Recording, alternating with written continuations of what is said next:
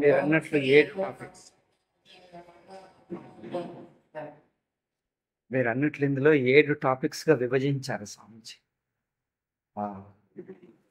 ఉనికిలో 7, అవే పేర్లతో, మళ్ళీ తెలివికి 7, మళ్ళీ ఆనందంకు 7, అవే 7 పేర్లు. ఇక్కడ చూస్తే అనిపిస్తుంది ఇంట్రొడక్షన్కి 2 అధ్యాయాలు పెట్టారు. మొదలు ఇంట్రొడక్షన్, విషయ ప్రవేశం, దాని తర్వాత విచారము, ప్రక్రియ, విషయ ప్రవేశం, మళ్ళీ విచారం. ఇక విచారం తర్వాత ఎరివిన పరమార్థకి 7 విషయాలు ఉన్నాయి. మీరు అక్కడ చూడండి, ಆತ್ಮನೇ ನಿಜವಾದ ಅರಿವು ಇರವು, 3 ಅಂತಸ್ತುಗಳು, ಬರಿಯ ಇರವು, ರೂಪಭೇದಗಳು 4ವది, ಸತ್ಯಮಿಥ್ಯಾ ವಿಭಾಗ 5, ಎಚ್ಚರ ಕನಸುಗಳು ಇರುವು ಒಂದೇ 6, బరియ ఇరువిన స్వభావ సుషుప్తి. 6లో జాగ్రత్త స్వప్నాలను పోల్చి 2 ఒకటి అనటం, 7లో కేవల సుషుప్తి. ఈ 7 టాపిక్స్ అవే పేర్లు మళ్ళీ అరివిలో వస్తున్నాయి. చూడండి, ఆత్మన నిజవాద అరివు, ఆ ఒకటి సేమ్, దాంట్లో 3 అంతస్తులు మళ్ళీ అంతే. బరియ అరివు, అక్కడ బరియ ఇరువు, ఇక్కడ బరియ అరివు. మళ్ళా దాంట్లో రూపభేదಗಳು, అక్కడ సత్యమిథ్యా విభాగ, ఇక్కడ సత్యమిథ్యా జ్ఞానం అన్నాడు. మళ్ళీ ఎచ్చర కనసుಗಳ ಹೋಲಿಕೆ, మళ్ళీ బరియ ఇరువు, సుషుప్తి, అదే 7. మళ్ళీ ఆనందంలో అవే 7. అయితే స్వామీజీ ఉనికిలో 7 విషయాలు విభజించి అవే 7 మళ్ళీ చైతన్యంలో, అవే 7 ఆనందంలో చెప్పారు. ఇవి అంటే సత్తా, చైతన్యం, ఆనందం 3 సత్తా వైజ్ చేసిన దాకా చేశారు. అట్లా చేసే కంటే ఈ 7ను మొదలని తీసుకున్నాడు. చూడండి, ఆత్మనే నిజవాద ఇరువు అన్నాడు. అక్కడే అదే టాపిక్లో సత్తా, అదే టాపిక్లో చైతన్యం, అదే టాపిక్లో ఆనందం 3 చేశాడు. 7 టాపిక్స్ మళ్ళీ 3 సార్లు రిపీట్ అవుతుంది. కనుక ఆ ఒక్క టాపిక్లోనే సత్తా, ఒక టాపిక్లోనే ఆనందం, ఒక టాపిక్లోనే చైతన్యం. మళ్ళీ నెక్స్ట్ అక్కడే స్వప్న జాగ్రత్తల కంపేర్ చేసినప్పుడు సత్తలో ఒకసారి, మళ్ళీ చిత్తులో ఒకసారి, మళ్ళీ ఆనందంలో ఒకసారి, 3 సార్లు చేశారు. ఆ సత్తులో చేసినప్పుడే సత్తు, చిత్తు, ఆనందం 3 అక్కడే జాగ్రత్త స్వప్నాలు పోల్చడం అక్కడే చేసేయాలి. సుషుప్తి గురించి విచారిస్తే సత్త విచారంలో సుషుప్తి, చిత్తు విచారంలో విషుప్తి, మళ్ళీ 3 సార్లు చేసే కంటే సుషుప్తిని ఒకేసారి తీసుకొని అప్పుడే సత్తా, అప్పుడే చిత్తు, అప్పుడే ఆనందం చేస్తే ఈ టాపిక్స్ అన్నీ మార్చినట్టు అయిపోతుంది. విచారం సులువైపోతుంది, జ్ఞాపకం ఉంచుకోవడం సులువు అవుతుంది. ఇన్ఫ్యాక్ట్ ఈ పుస్తకం అంతా రెడ్యూస్ చేసి ఇది ఎంత 300 పేజీలు ఉంది, 3 భాగాలు అయిపోతుంది అంతే. 100 పేజీలు అయిపోతుంది. 90 పేజీలు, 100 పేజీలు మొత్తం తగ్గించేసే విషయం అంతా వచ్చేస్తుంది. అదే రిపిటిషన్, తక్కువ పేజీల్లో అయిపోతుంది. చెప్పటం ఈజీ, చదవటం ఈజీ, జ్ఞాపకం పెట్టుకోవటం ఈజీ. ఇప్పుడు నేను గమనిస్తే అది వచ్చింది. అయ్యో ఈ రకంగా చూస్తే అయ్యేదే అంటే జ్ఞాపకం లేవు, ఆర్గ్యుమెంట్లు అన్నీ జ్ఞాపకం లేవు. ఒకసారి కొంచెం చూస్తే వచ్చేది. చేస్తాను లేదు, సరిగ్గా పోతున్నాగా హైదరాబాద్లో కొంచెం టైం ఉంటే ఇవన్నీ విభజించేస్తే ఐ థింక్ 100 పేజీల్లో మొత్తం అయిపోతుంది. సమ్మరీ వచ్చేస్తుంది. దట్ విల్ బి ఈజీ అనిపిస్తుంది. అది ఈ ఫార్మాట్ ఉండదు కనుక అది స్వతంత్ర పుస్తకం అయిపోతుంది. ఈ విషయాలన్నీ వచ్చేస్తాయి. అట్లాగే చేద్దాం. ఇది ఉండనే ఉంటుంది, ఇది కాకుండా అది ఒకటి అదనంగా.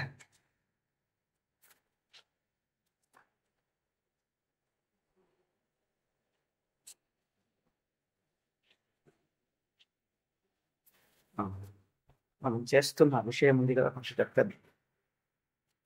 ఓం అబ్బా వీళ్ళ శబ్దం. ఊరికి తలుపులు వేసేయండి, అక్కడే ఈ తలుపులు కిటికీలు వేసేయండి. ఇంకంతే, వాళ్ళు చేస్తున్న పని ఆగ.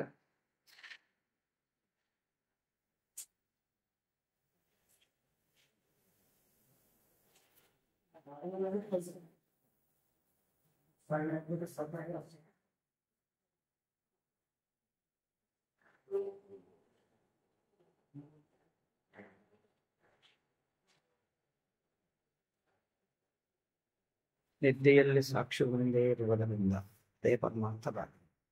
ಎಚ್ಚರ ಕನಸುಗಳಲ್ಲಿ ನಾನು ಎಂದು ತೊಡಗುವುದಲ್ಲದೆ ಅಲ್ಲದ ಮಿಕ್ಕದ್ದಾಗಿಯೂ ತೋರುತ್ತದೆ.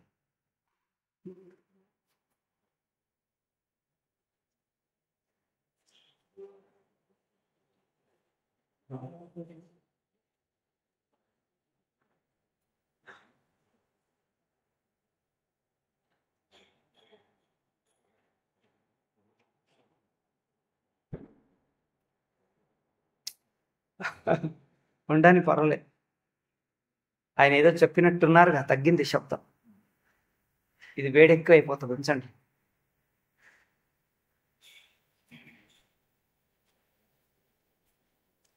సాక్షే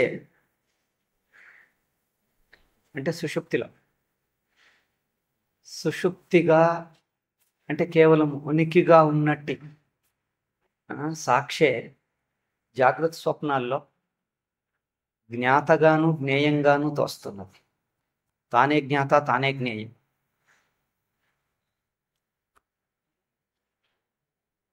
సామాన్యంగా జ్ఞాతనే సాక్షి అనుకుంటారు, జ్ఞేయం ఇంకొకటి అనుకుంటారు. సాంఖ్యులు చేసింది అదే పొరపాటు.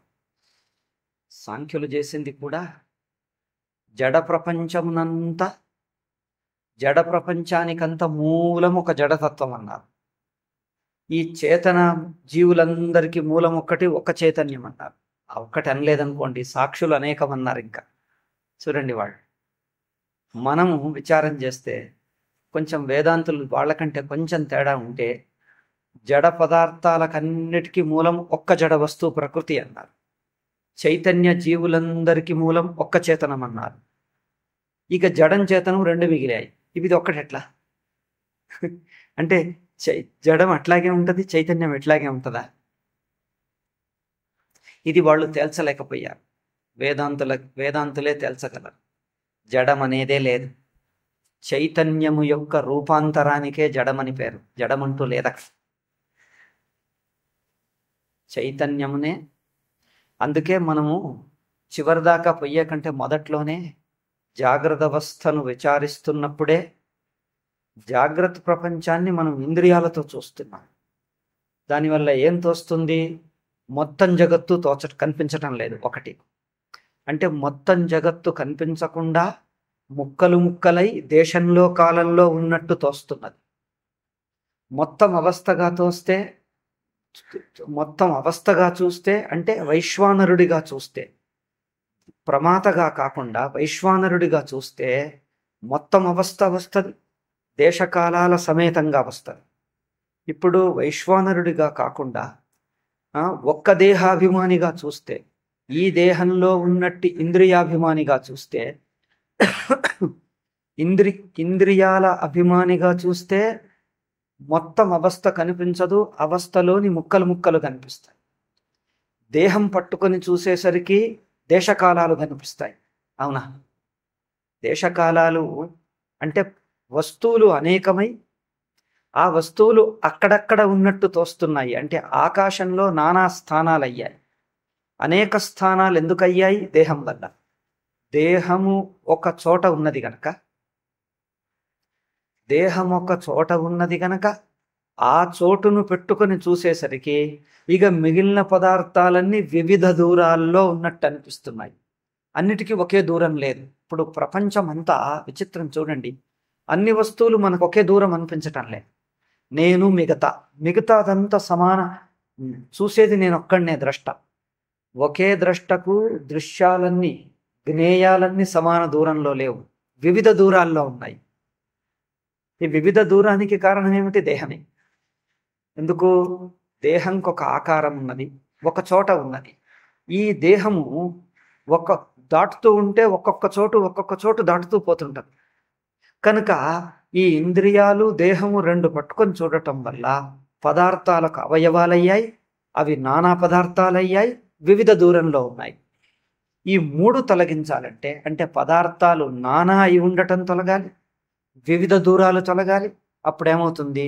వైశ్వానర దృష్టి అంటే జ్ఞాత ఒక్క దేహేంద్రియానికి కట్టుబడిన వాడు కాదు, సామాన్య జ్ఞాత.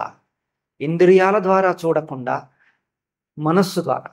మనస్సు కూడా వైయక్తిక మనస్సు కాదు, మొత్తం సమష్టి మనస్సు. ఇతర జీవులు ఇంకా వేరుగా లేరు, వాళ్ళందరూ నా మనస్సే. ఇతర జీవులు నేను అంటున్నదల్లా అవస్థ అంతా ఒకే ప్రత్యయం. అంటే దాన్ని జాగ్రత్త చైతన్యం, జాగ్రత్త తెలివి అన్నాం. జాగ్రత్త స్పృహ. జాగ్రత్త స్పృహ అన్న ఒక్కటిగా చూస్తే అప్పుడు మొత్తం ఒకటే జ్ఞాత అయింది, సామాన్య జ్ఞాత. ప్రపంచమంతా జ్ఞేయమైంది. అందులో దేశంలో పదార్థాలు తోచవు, దేశంతో పాటు పదార్థం. కాలంలో పదార్థాలు తోచవు, కాలము పదార్థాలు అని రెండు ఒక్కటిగా తోస్తాయి. అప్పుడు మొత్తం ఒక్క అవస్థ.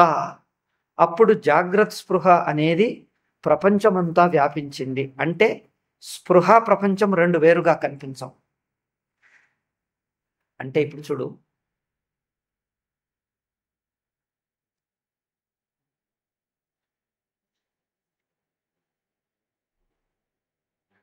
ఎట్లా ఉదాహరణ, ఏ ఉదాహరణ దొరకదు. కన్ను చూపు ఇక్కడుంటే విషయం అక్కడుంది, అవునా? విషయాలు అక్కడ అనిపిస్తున్నాయి, చూపు ఇక్కడ అనిపిస్తుంది. నిజానికి ఇంత దూరం లేదు. మన మనస్సులో భావాలు, మనోభావం మనస్సు ఎంత దూరం ఉన్నది? మనస్సులో కలిగే భావాలు మనస్సు, ఈ రెండిటికి దూరం ఉందా? మనోభావాలు మనస్సు రెండొకటే. మనోభావాలన్నీ, భావాలంటే మనస్సులోని చిత్రాలు, ఊహలన్నీ మనస్సున్నాయి. మనస్సు భావాలకు రెండిటికి మధ్యలో దూరం లేదు. అదే గోడకు నాకు దూరం ఉన్నది. స్థూల దేహానికి మిగతా ప్రపంచానికి మధ్యలో దూరం ఉన్నది. అంటే దేహస్థాయిలో, ఇంద్రియ స్థాయిలో చూస్తే ప్రపంచం దూరంగా అనిపిస్తుంది, మధ్యలో ఒక గ్యాప్ ఉన్నది, ఆకాశం అనిపిస్తుంది. కానీ మనస్సు స్థాయి నుంచి చూస్తే ప్రపంచమంతా మానసిక ప్రత్యయాలే, అనుభవాలే. ఆ అనుభవము మనస్సు అంటే అనుభవిస్తున్న వాడికి ఎంత దూరం? రెండు ఒక్క మనస్సులోనే ఉన్నాయి. అయితే మనస్సు అంటే మనోరూప చైతన్యం. మనోరూప చైతన్యం మనస్సులోని వృత్తులన్నిటినీ వ్యాపించిందంటే చైతన్యము వృత్తి వ్యాప్తి రెండిటికి దూరం లేదు, మధ్యలో గ్యాప్ లేదు. ఎందుకంటే దేహం ద్వారా చూసినప్పుడే దేశకాలాలు.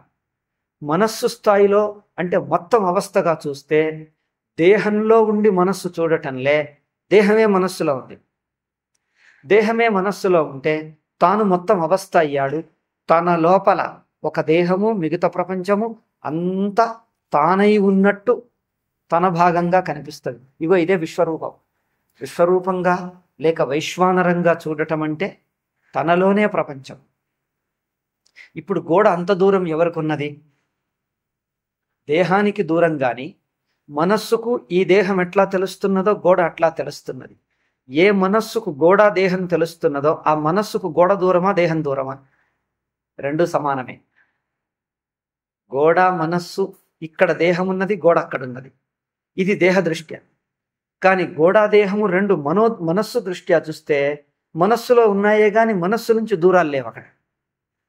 అట్లా అది దేహం ద్వారా చూస్తేనే దూరం అవుతుంది. ఇప్పుడు ఇంకొక ఉదాహరణ, ఈ చెయ్యికి ఈ చెయ్యి దూరం అంటే అర్థం ఏంటిది? ఈ చేతిలో ఉన్న స్పృహకు ఈ చెయ్యి దూరం అవుతుంది. కానీ అన్ని అవయవాల్లో వ్యాపించి ఉన్న చైతన్యం అంటే నేనంటున్న స్పృహ, దేహమంతను వ్యాపించిన స్పృహకు ఈ చెయ్యికి దూరం లేదు. ఈ చేతిలో నేను ఎట్లున్నానో ఈ చేతిలో నేను అట్లాగే ఉన్నాను. ఆ నేనుకు ఏ చెయ్యి దగ్గరనా, కుడి చెయ్యి దగ్గరనా, ఎడమ చెయ్యి దగ్గరనా? నాకు నేనంటున్న స్పృహకు కుడి చెయ్యి దగ్గర, ఎడమ చెయ్యి దూరము అట్లా లేదు. రెండు చేతులు సమానంగానే ఉన్నాయి. అట్లా దేహపు అవయవాలలో కాలు దగ్గరనా, చెయ్యి దగ్గరనా నాకు? ముందు నేనంటే ఇక్కడుంటానా, ఇక్కడుంటాను. నేనంటే వక్షస్థలంలో కొందరు అంటారు, తలలో కొందరు అంటారు. ఆధునిక సైన్స్ ఏమంటది? మనిషి అంటే ఇక్కడ మెదడులో ఉన్నాడంటాడు. మనదేముంటది? హృదయం అంటది. మన సంప్రదాయకులేమో మనిషి ఎక్కడున్నాడు? మూల జీవాత్మ ఇక్కడ వక్షస్థలంలో ఉన్నాడని చెప్తారు, హృదయంలో. హృదయం అంటే వీళ్ళన్నారు హృదయం రక్తం కూడా పంపు చేస్తుందంటే అక్కడ మనిషి ఎట్లుంటాడు? ఇక్కడ మెదడులో ఉంటాడు. కనుక చైతన్యం ఎక్కడుంది? మెదడులో ఉందా, ఇక్కడుందా? నేనన్న స్పృహ ఇక్కడుందా, ఇక్కడుందా? మన సాంప్రదాయకులు వక్షస్థలంలో, ఇక్కడ హృదయంలో ఉందన్నారు. వాళ్ళు ఏమన్నారు? ఇక్కడ ఉందన్నారు. ఎక్కడ? దేహమంతా వ్యాపించి ఉంది, ఇక్కడ లేదు, ఇక్కడ లేదు. నేనన్న స్పృహ దేహమంతా వ్యాపించి ఉంది. మెదడులో లేదు, హృదయంలో లేదు, వక్షస్థలంలో దేహమంతా వ్యాపించి ఉంది. అయితే దేహమంతా వ్యాపించి ఉన్న నేనన్న స్పృహకు దేహంలోని అవయవాల్లో ఏది దగ్గర, ఏది దూరం? ఒకవేళ హృదయంలోనే ఇక్కడే నేనున్నట్టయితే నేననేది, అప్పుడు నాకు చేతులు దగ్గర అయ్యేవి, కాళ్ళు దూరం అయ్యేవి. నాకు అనిపిస్తాయా చేతులు దగ్గరగా ఉన్నాయి, కాళ్ళు దూరం అనిపిస్తాయి? నాకు నా స్పృహకు ఏ అవయవం దూరం దగ్గర అనిపించదు. ఒకవేళ మెదడులో నేనున్నట్టయితే కళ్ళు దగ్గరుండేవి, చేతులు దూరం, కాళ్ళు ఇంకా దూరం అనిపించాల్సి. నా శరీరపు అవయవాలు నాకు కొన్ని దగ్గర కొన్ని దూరం అనిపిస్తాయా? అనిపించవు కదా. ఎందుకు అనిపించవు? నేను శరీరంలోని ఒక అవయవంలో గనక ఉన్నట్టయితే ఆ అవయవానికి దగ్గరున్నవి దగ్గర అనిపించాలి, దూరం ఉన్నవి దూరం అనిపించాలి. అంటే కళ్ళు చెవులు నాకు దగ్గర అనిపించాలి, చేతులు దూరం అనిపించాలి, కాళ్ళు ఇంకా దూరం అనిపించాలి. అట్లా అనిపించవే. అన్ని అవయవాలు సమాన దూరమే అనిపిస్తున్నాయి. అంటే చైతన్యము మొత్తం దేహమంతా వ్యాపించి ఉన్నది. అట్లాగే చైతన్యమును అంటే మెలకువ స్పృహ, నేను వ్యక్తిని అనే భావం వదిలి మెలకువ స్పృహకు నేను వచ్చేస్తే, నేను మెలకువ స్పృహగా ఉండి చూడండి, అప్పుడు నేను ఎక్కడున్నాను? మనం ఇంతకుముందు చెప్పాను చూడండి, స్పృహ ఎక్కడున్నది? కళ్ళలో. కళ్ళలో ఉన్న స్పృహ అదే స్పృహ చెవిలో ఉంది, అంటే అదే స్పృహ స్పర్శేంద్రియంలో ఉంది, అదే స్పృహ పంచేంద్రియాల్లో ఉన్నది. అంటే స్పృహ ఇంద్రియాలలో ఉందా? స్పృహలోనే 5 ఇంద్రియాలు కల్పించాము, 5 శాఖలు. ఒక్కటే స్పృహ. కళ్ళ వెనుక, చెవి వెనుక, స్పర్శేంద్రియం వెనుక, నాలుక వెనుక, తర్వాత వాసన వెనుక, ఈ 5 ఇంద్రియాలకు ఆధారం ఒక్కటే చైతన్యం. కనుక ఏమైంది? 5 ఇంద్రియాలు స్పృహలో ఉన్నాయి. స్పృహ 5గా విభజించబడలే, స్పృహ 5గా విభక్తం కాలేదు. అయితే ఇట్లా తీసుకున్నాం. ఇప్పుడు ఆ చైతన్య స్పృహ 5 ఇంద్రియాలకు సమానంగా ఉన్న స్పృహ ఎక్కడున్నది? మీరు కళ్ళలోనే స్పృహ అనుకుంటే ఇక్కడ పెడతారు, చెవిలో అనుకుంటే ఇక్కడే అంటారు, స్పర్శ అంటే శరీరం అంతా వ్యాపించింది అంటారు. ఇప్పుడు 5 ఇంద్రియాల యొక్క మూలంలో ఒక్క స్పృహనే ఉన్నది. ఇంద్రియాలనేవి ఒక్క స్పృహకు 5 పేర్లంతే. విషయాలను బట్టి చైతన్యమును 5గా విభజించాం కానీ చైతన్యం తానుగా ఒక్కటే. అయితే ఇప్పుడు ఆ ఒక్క చైతన్యం దేహమును తెలుసుకుంటుంది, ఇంద్రియాల ద్వారా విషయమును తెలుసుకుంటుంది, దేశకాలాలు. ఇట్లు ఆ చైతన్యము దేహంలో లేదు. ఎందుకంటే దేహమన్న చోటు బుద్ధే చైతన్యంలో తెలుస్తున్నది. దేహము యొక్క ఆకారము, దేహము యొక్క చోటు బుద్ధి చైతన్యంలో తెలిస్తే, ఆ చైతన్యము ఎప్పుడైతే దేహమే చైతన్యంలో తెలుస్తుందంటారో ఆ చైతన్యం ఎక్కడుంటది? ఇప్పుడు ఆకాశం ఘటం అంటే కుండ యొక్క గుండ్రటి గోడకు లోపల చూస్తే ఆకాశమును గుండ్రటి గోడకు కట్టుబడింది అంటాం. ఆకాశమును గుండ్రటి గోడకు బయట చూడండి, బయట చూసేస్తే కుండ లేదు. అప్పుడేమైంది? కుండనే ఆకాశంలోకి వచ్చింది. ఇంతసేపు కుండలో ఆకాశం అనుకున్నాం. ఇప్పుడేమైంది? గోడలకు బయట చూస్తే ఆకాశంలో కుండ అయింది. అవునా? ఆకాశంలో కుండ అయితే ఆకాశం ఎక్కడున్నది? అప్పుడు కుండలో ఆకాశం అంటే ఆకాశానికి చోటు వచ్చింది. ఎందుకు? కుండకు చోటు ఉన్నది కనుక ఆకాశానికి కుండ చోటు వచ్చేసింది. అయితే ఇప్పుడు ఏం చేసాం? ఆకాశంలో కుండ అన్నాం. ఆకాశంలో కుండ ఎట్లా అన్నాం? దృష్టిని గుండ్రటి గోడకు లోపల చూడకుండా గుండ్రటి గోడకు ఆధారంగా చూస్తున్నాం. గుండ్రటి గోడకు ఆధారంగా తీసుకుంటే కుండనే ఆకాశంలోకి వచ్చింది. అంటే ఆకాశం స్వతంత్రమైంది, కుండ దాంట్లోకి వచ్చింది. అప్పుడు ఆకాశం స్వతంత్రమైతే ఏ ఆకాశంలో కుండ ఉందంటే ఆ ఆకాశంకు చోటు ఉన్నదా? మళ్ళీ చెప్తాను చూడండి. కుండలో ఆకాశం అంటే ఆ ఆకాశంకు చోటు, ఒక చోటు ఉంటుంది, ఒక దేశం ఉంటుంది. దేశం అంటే ఒక చోటు, ఒక స్థాన విశేషం, దేశ విశేషం. కుండలో ఆకాశం అంటే ఒక చోటు వచ్చింది. ఎప్పుడైతే ఆకాశంలో కుండ అన్నామో ఆ ఆకాశం ఎక్కడున్నట్టు? కుండకు ఆధారమైన ఆకాశం దాని కింద ఉన్నది అంటారా? కింద అంటే మళ్ళీ నువ్వు ఘటపు చోటునే దానికి అతికిస్తున్నావు. ఎప్పుడైతే ఆకాశంలో కుండ అన్నామో కుండ చోటు ఆకాశానికి లేదు, కుండ యొక్క స్థానబుద్ధి ఆకాశానికి లేదు. అప్పుడు ఆకాశము స్థానబుద్ధి రహితం కాగానే, కుండ యొక్క స్థానము లేనిది కాగానే ఆకాశం తక్షణమే ఎక్కడికి వెళ్ళిపోతుందంటే ఇగో ఈ వెళ్ళిపోతుందన్న మాట పట్టుకుని వాళ్ళు అక్కడ గుంటూరులో ఆక్షేపణ చేసింది. అది ఇట్లంటే పోదు కదా, అది ఎప్పుడు ఆకాశం ఉంటుంది కదా. నీకు ఒక్క చోట ఉన్నది చోటు బుద్ధిని వదిలి వ్యాపకమని తెలుస్తుంది అని అట్లా అర్థం.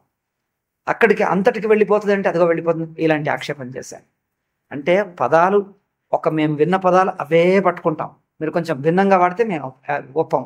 అవి అలా చేసి వాళ్ళది గొడవ చేసి ఇది అంతే, సరే వాళ్ళ బుద్ధి వాళ్ళది. కనుక ఘటము ఆకాశంలో ఉంటే ఆకాశంకు చోటు లేదు, ఘటానికి చోటు ఎవరికి ఉంటుంది? సాకారానికి చోటు, నిరాకారంకు చోటు అంటే మొదలేంటి? సావయవం సాకారం, సావయవం సాకారానికి చోటు అంటే సావయవ సాకారం ద్వారా చూడటమే చోటు. మన దృష్టికి సావయవ సాకారం కట్టుబడటం చోటు. అయితే ఇప్పుడు ఘటము యొక్క ఆకారం తీసేసాం, దేనికి? ఆకాశానికి. ఘటము యొక్క కట్టుబాటును తీసేసాం. ఎట్లా తీసాం? ఘటంకు బయట చూసాం ఆకాశాన్ని. అంటే ఆకాశంలో ఘటం అంటే ఆకాశమును చూసేటప్పుడు ఘటము ద్వారా చూడనక్కర్లే, ఘటం పక్కన పెట్టి చూస్తున్నాం. అంటే ఘటం తీసేసి ఆకాశం చూస్తే ఆ ఆకాశానికి మళ్ళీ చోటు వస్తుంది. అది ఎక్కడుంటుంది అప్పుడు? ఆకాశం తక్షణమే అనంతమైపోతుంది, చోటు బుద్ధి పోతుంది. అట్లాగే దేహ ఇంద్రియాలలో చైతన్యం పెట్టుకొని చూస్తున్నాం మనం. ఇగో ఈ దేహమే ఘటం.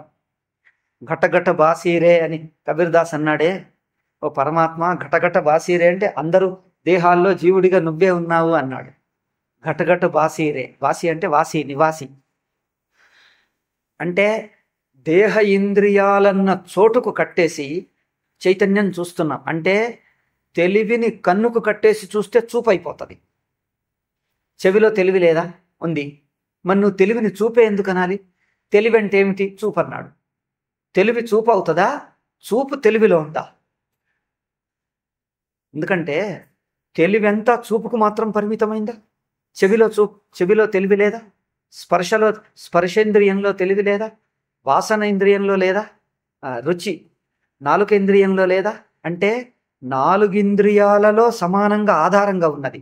ఇంద్రియాల్లో చైతన్యం కాదు, తెలివి కాదు. తెలివిలో 5 ఇంద్రియాలు. అంటే ఒక్క తెలివిని 5 ఇంద్రియాలుగా విభజించాం. అప్పుడు తెలివి ఏమైంది? వ్యాపకమైపోయింది, మొత్తం దేహం వ్యాపించింది.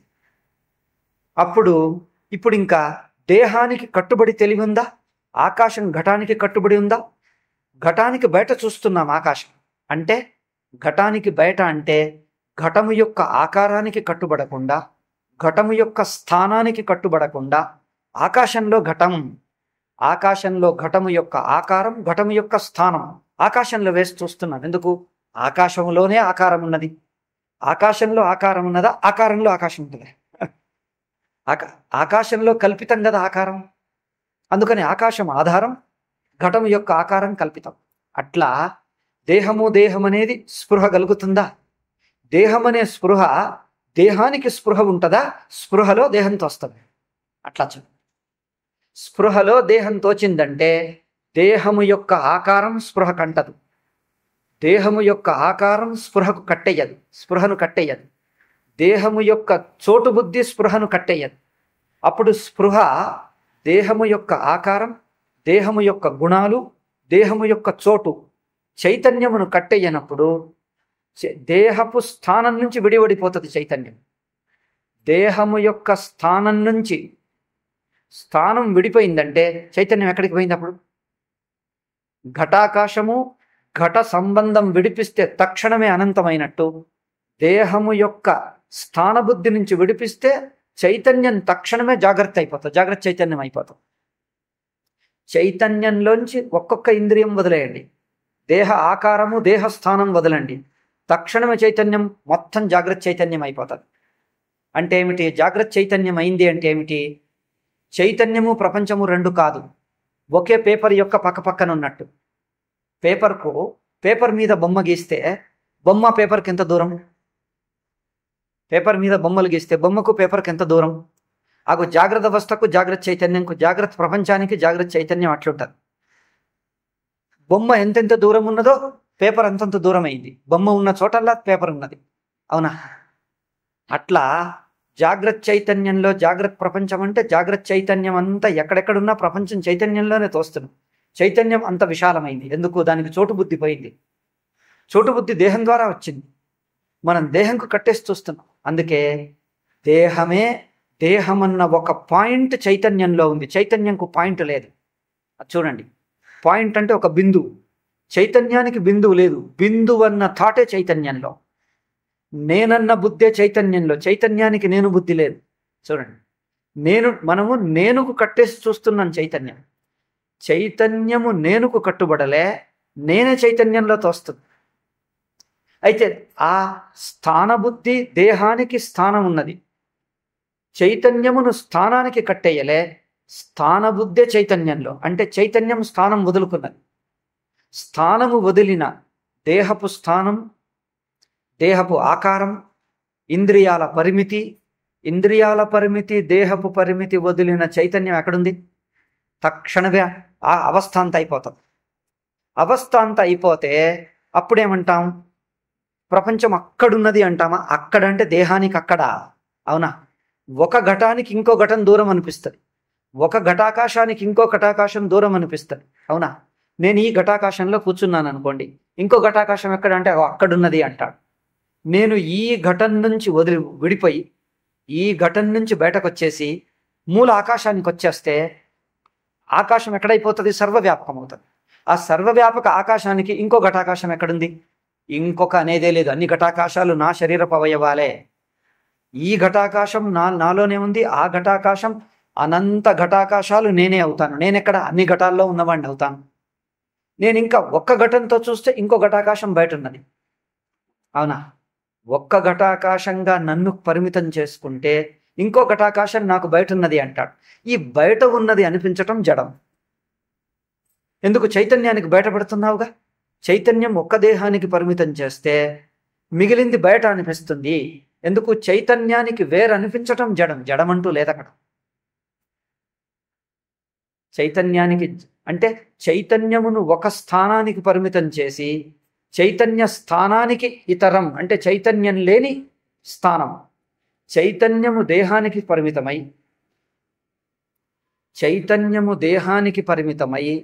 దేహానికి బయట ఉన్న వస్తువుల్లో చైతన్యం లేదు అంటే చైతన్యము వ్యాపించని ఇతర స్థలంగా చూస్తే జడం. చైతన్యము వ్యాపించని వస్తువుగా చూస్తే జడం అవుతుంది. అయితే మొత్తం వైశ్వానరగా తీసుకుంటే చైతన్యం వ్యాపించని అవస్థ లేదు. మరి అవస్థలోనే పదార్థాలు అంటే నీటిలో తరంగాల్లాగా. నీరెక్కడున్నది? సముద్రం అంతటా తరంగాలుంటే నీరెక్కడున్నది? ఒక్క తరంగంలో ఉన్నదా? నీటిని ఒక్క తరంగంలో చూస్తే ఇంకో తరంగం ఏమనిపిస్తుంది? నీటిని ఒక్క తరంగంలో చూసి ఆ ఒక్క తరంగంలో నేనున్నాను అని చూస్తే ఇతర తరంగాలు ఏమనిపిస్తాయి? బయట అనిపిస్తాయి. ఆ బయట అనిపించటం జడం. అనిపించటమే. అందుకే జడం అనేది అనిపించటం, జడం లేదక్కడ. అయితే ఒక్క తరంగం నుంచి నేను నీటి సైడ్కి వచ్చేయాలి. నేను ఒక్క తరంగంగా చూస్తే ఇంకో తరంగాలు నాకంటే వేరవుతాయి.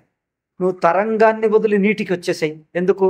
తరంగమన్న ఆకారం వదులుకుంటే నీరేమవుతుంది? ఇంకా తరంగపు జాగలో ఉంటుందా? ఒక్క తరంగపు స్థానమును వదిలి ఒక్క తరంగపు ఆకారమును వదిలితే అది తరంగపు స్థానంలో ఉంటుందా? తరంగపు స్థానం కూడా వదిలేస్తుందా? తరంగపు ఆకారం వదలటంతో స్థానం కూడా వదులుతుందా? రెండు చూడండి. తరంగపు ఆకారం వదిలి నీరు నేను అని గ్రహిస్తే తరంగపు స్థానం కూడా వదులుతుందా? ఆకారం వదిలి అక్కడే కూర్చుంటుందా? ఆకారం వదిలితే తరంగపు స్థానం కూడా పోయి మొత్తం నీరు తానే అవుతుంది. ఎందుకు? ఇంత అని నువ్వు పరిమితం చెయ్యకపోతే అంతా నీరు ఒకటే. ఇంత తరంగము ఇంత అని పరిమితి చెయ్యకపోతే నీరంతా ఒక్కటే. ఈ నీరు ఇంత నీరు అక్కడ విభజించటానికి రేఖనే లేదు. నీరంతా ఒక్కటైతే అప్పుడు మొత్తం నీరుగా ఉన్నవాడికి తరంగం కనిపిస్తుందా? అన్ని తరంగాలు తానే అవుతాడు. అట్లా తరంగం అంటే తన రూపానికే తరంగం అని పేరు. అట్లా ఒక్క దేహము దేహము యొక్క పాయింట్ ఉన్నదే, పాయింట్ ఆకాశమంతా చైతన్యంలో ఉంది. అది గమనించండి. ఆకాశంలోని ఒక్క పాయింట్ ఇంకొక పాయింట్, 2 పాయింట్లు మీరు స్వప్నంలో తీసుకోండి. స్వప్నం ఉదాహరణ చెప్తే మీకు ఇంకా బాగా అర్థమవుతుంది. ఇంకో ఉదాహరణ మళ్ళీ మీకు దృష్టాంతాలు ఎక్కువ అనిపించకపోతే ఇంకొకటి చూడు. స్వప్నంలో నేను ఇక్కడున్నాను ఒక చోట, స్వప్న దేహం చోట. మళ్ళీ మిగిలింది చూస్తే ఆ వస్తువు, ఆ వ్యక్తి, గోడ అక్కడున్నది. అది నాకంటే దూరం ఉన్నది. నేనంటే తెలివి, నేను తెలివిని ఈ దేహంలో ఉన్నాను. గోడ అక్కడున్నది అనిపిస్తే గోడ జడమైంది, తెలివి ఇక్కడైంది. అది స్వప్నంలో ఉన్నప్పుడు. మేలుకున్నాక చూస్తే ఏమైంది? మేలుకున్నాక చూస్తే ఎట్లా చూస్తున్నావు? ఇది చూస్తున్నవాడు స్వప్నావస్థకు ఎక్కడున్నాడు?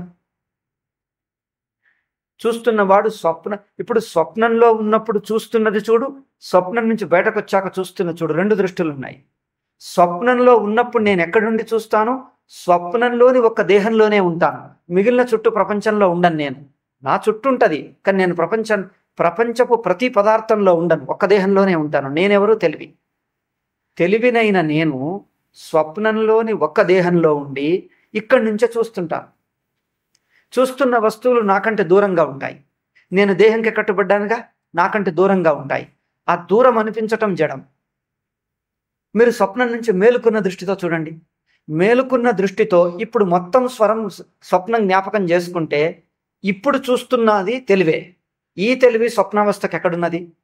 స్వప్నంలో ఉన్నప్పుడు స్వప్న దేహంలోనే నేనుండి ప్రపంచం మాత్రం దూరం పెట్టాను. దూరం అంటే ఆ తెలివికి బయట. తెలివితో తెలుసుకుంటున్నా, ఒకటొకటి తెలుసుకుంటా, కానీ బయట ఉండి తెలియబడతాయి. బయట ఉండి తెలివిలోకి వస్తాయి. ఒక్కొక్కటి వస్తుంది, ఒక్కొక్కటి పోతుంది, ఒక్కొక్కటి వస్తుంది, ఒక్కొక్కటి పోతుంది. అందుకే వచ్చినప్పుడు తెలుస్తుంది, రానప్పుడు జడం అంటాడు, తెలివిలోంచి బయటకు పోతే. కానీ మొత్తం అవస్థ ఎప్పుడు చూస్తాడు? మేలుకునేసరికి. మేలుకున్న మొదటి క్షణంలో స్వప్నంలోని ఒక్క దేహంలో ఉన్నావా? ఆ మేలుకున్న మొదటి క్షణంలో మొత్తం మెలకువ ఉన్నదే. ఈ మెలకువ దృష్ట్యా స్వప్నం చూస్తే స్వప్నం ఎక్కడుంది? స్వప్నంలోని వ్యక్తి, మిగతా ప్రపంచము 2 నేనైపోయానా లేదా? ఈ నేను మొత్తం స్వప్నాన్ని చూస్తున్న నేను స్వప్నావస్థలో ఎక్కడున్నాను? స్వప్నంలో ఉన్నప్పుడు మాత్రం దేహంకే ఉన్నా బయట లేను, ఈ దేహంలో ఉన్నా గోడలో లేను, బయటవన్నీ దూరం అవుతాయి. కానీ స్వప్నం నుంచి తేరుకున్న మొదటి క్షణంలో తేరుకొని వెనక్కి చూడు స్వప్నానికి. ఈ చూస్తున్నవాడు ఎక్కడున్నాడు? చూస్తున్నది ఎవరు? తెలివి.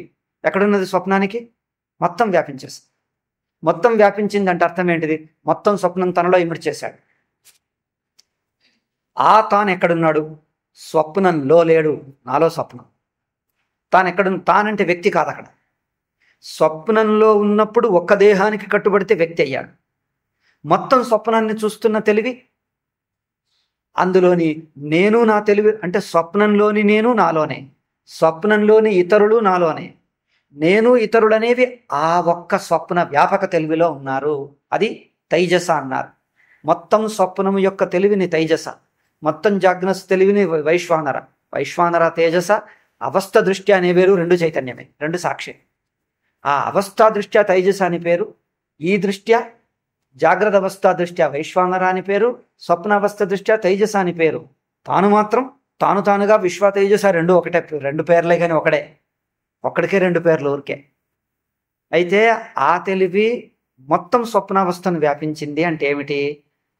స్వప్నం నుంచి తేరుకున్న ఆ క్షణంలో చూస్తే ఇప్పుడే ఉండే స్వప్నం అంతా పోయిందంటాడు. అప్పుడు నువ్వు స్వప్నం తలుచుకుంటే స్వప్నం ఎక్కడుంది? స్వప్నంలోని వ్యక్తి నాలో, నేను వ్యక్తి కాదు. స్వప్నంలోని వ్యక్తి తాను కాదు, ప్రపంచం తాను కాదు. అంటే ప్రపంచము వ్యక్తి తనలో ఉంది. అప్పుడు ఈ వ్యక్తికి స్వప్న ప్రపంచం జడంగా కనిపిస్తుందా? నువ్వు ఇప్పుడు స్వప్నం జ్ఞాపకం చేసుకుంటున్నావు, ఏదైనా జడంగా కనిపిస్తుందా? కనిపిస్తూ నా తెలివిలో ఉంటూ కనిపిస్తుంది, నా తెలివిని విడిచి కనిపించదు. తెలివి యొక్క ఆకారంగా నీటి యొక్క తరంగంగా కనిపిస్తుంది. తెలివి యొక్క ఆకారంగా ప్రపంచం కనిపిస్తుంది గనక స్వప్న ప్రపంచం అంతయు చైతన్యం యొక్క ఆకారాలే కానీ జడమంటూ అక్కడ లేనేలేదు. స్వప్నంలో రాళ్ళు రప్పలు మేలుకుంటే ఏమైంది? నీ లోపల వచ్చి కూర్చున్నా, ఇక్కడో రాయి వచ్చి పడిందా ఏమిటి? ఇక్కడో కొండ ఇక్కడో కొండ ఏం లేదుగా. మరి మేలుకునేసరికి ఏమైంది? మేలుకున్నది అంటే మళ్ళీ మెలకువ వ్యక్తిని చూస్తున్నారు. మీరంటే కొందరు మెలకువ అంటే మేలుకున్నామంటే మెలకువ దేహం చూస్తారు. మెలకువ దేహం కాదు, మేలుకున్న ఆ సాక్షి చూడండి. స్వప్నము మేలుకున్నప్పుడు సాక్షిలో ఉంటారు, జాగ్రత్త వ్యక్తికి రారు. జాగ్రత్త వ్యక్తి తర్వాత వస్తుంది. స్వప్నం నుంచి తేరుకున్నప్పుడు మొత్తం స్వప్నాన్ని చూస్తున్న తెలివి, స్వప్న అవస్థనంతా వ్యాపించిందే గాని ఇంకా జాగ్రత్త వ్యక్తిత్వం. ఇప్పుడేమైంది? జాగ్రత్త వ్యక్తిలో పడిపోయాం. మళ్ళీ జాగ్రత్త వ్యక్తిగా పడిపోయి జాగ్రత్త వ్యక్తి అయ్యేసరికి నా చుట్టూ ప్రపంచం. అప్పుడు ప్రపంచం నాకు వేరుగా ఉన్నది, నాకంటే తెలివికి వేరుగా ఉన్నది, తెలివి దేహానికి మాత్రం ఉన్నది. ఇప్పుడేం చేయాలి మరి? స్వప్నంలో ఎట్లాగైతే స్వప్న వ్యక్తిత్వం నుంచి విడిపించి చైతన్యమును తెలివిని స్వప్న వ్యక్తిత్వం నుంచి విడిపించి మొత్తం స్వప్నావస్థ వ్యాపకం చేశాం. అంటే స్వప్న దేహం నుంచి స్వప్న ఇంద్రియాల నుంచి విడిపిస్తే చైతన్యం తక్షణం స్వప్నావస్థ అయిపోతుంది. అంతే. మొత్తం స్వప్నావస్థ వ్యాపిస్తే ఏమైపోతుంది? అవస్థ నాలోకి వచ్చేస్తుంది. నేను అవస్థలో కాదు, అవస్థ నాలోకి వచ్చేస్తుంది. నాకు చోటు బుద్ధి పోయిందంటే చాలు. నాకు చోటు బుద్ధి వల్ల నేను ఇక్కడనే అవ్వటం వల్ల మిగతాది వదిలిపోతుంది, బయటకు పోతుంది. నా చేతులు చిన్నగా పెట్టుకొని ఇంతే అంటే ఇది మిగిలిపోతుంది. నా చేతులు పెద్దవై ఒక్కటే అంటే ఈ మొత్తం టేబుల్ పుస్తకాలు అన్నీ ఒకేసారి చేతిలోకి వచ్చేస్తాయి. ఇక బయట అనేది వదలదు. బయట అనేది ఎందుకు విడిపోతుందంటే నా చైతన్యాన్ని దేహానికి మాత్రం పరిమితం చేయటం వల్ల మిగతాని మిగిలిపోతుంది. ఆ మిగతాని మిగిలిపోవటమే జడం. జడం అంటే అక్కడ ఏమీ లేదు, నిజంగా ఊరికే దృష్టి, తప్పుడు దృష్టి. అయితే జాగ్రత్త వ్యక్తిత్వం నుంచి తెలివిని విడిపించి జాగ్రత్త వ్యక్తిత్వపు కట్టుబాటు అంటే జాగ్రత్త దేహానికి, జాగ్రత్త ఇంద్రియాలకు, జాగ్రత్త దేహపు చోటుకు, మూడున్నాయి.